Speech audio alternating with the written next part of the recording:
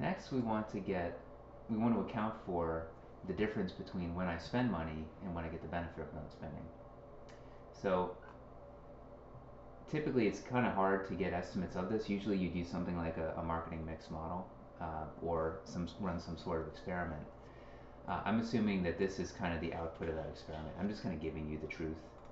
So we can see here for TV ads, for example, it says the spend equally impacts customer acquisition in the current and subsequent 3 months, where 80% of the spend is earmarked for acquisition. So I have this 60. Now of this, 80% is earmarked towards acquisition.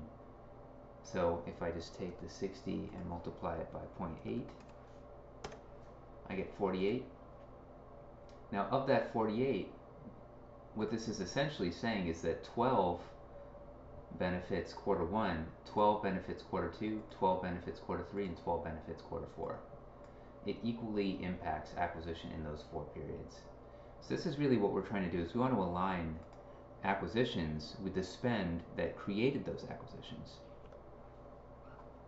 So I'm going to kind of do that for all of these different forms of advertising and other related acquisition expenses, where if I don't have a comment over here, it's basically assumed that the spending in a particular quarter impacts acquisitions in that quarter.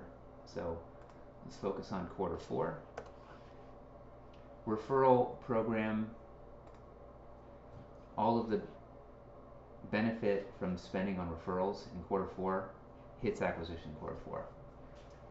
As we said, 80% of the spending in TV ads is earmarked towards acquisition. But in quarter 4, I'm going to benefit from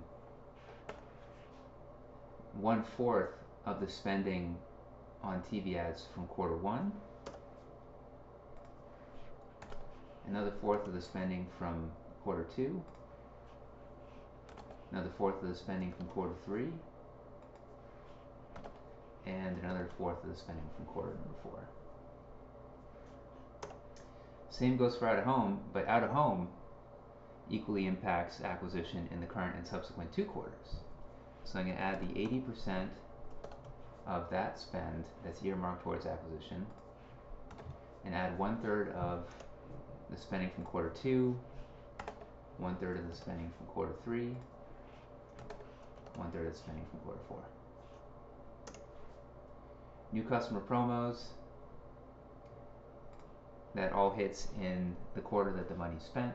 So I just add that, add acquisitions, add Google Ads for acquisition, prospecting sales team, that also, actually we can see over here that does not hit in the current quarter. What this is saying is that if I spend money in quarter 4, it's going to impact acquisitions in quarter 7. So really in truth, what I want to add is the spending on prospecting from quarter 1. That's what's going to impact acquisitions in quarter number 4. Account managers, that affects repeat business from existing customers, and onboarding is not a sales and marketing expense. So that should be it. So this is kind of what we have as a result. And that's it.